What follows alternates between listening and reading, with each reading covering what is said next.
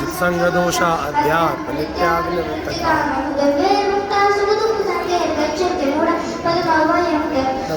भासयते सूर्यो न शशांको न पावक यत् गत्वा निवर्तन्ते तद्धाम परमं ममेवांशो जीवलोके जीवभूतसनात् मनःष्ठानि इंद्रियाणि प्रकृतानि कर्षति शरीरं यद्वाप्नोति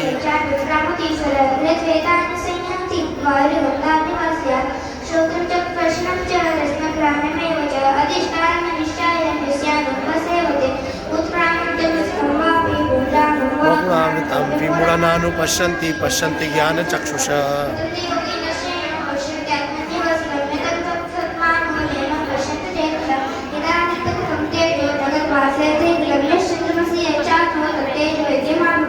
रामविश्य च भूतानि धारयामि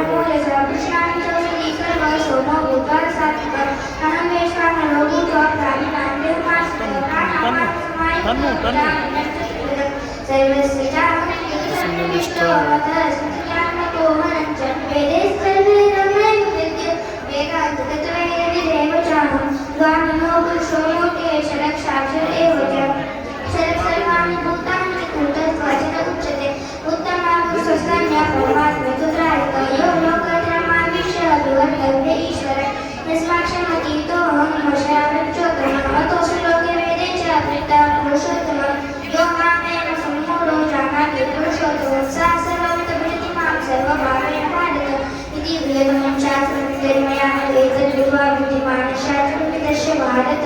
हरिओम। श्रीमद्भगवद्गीता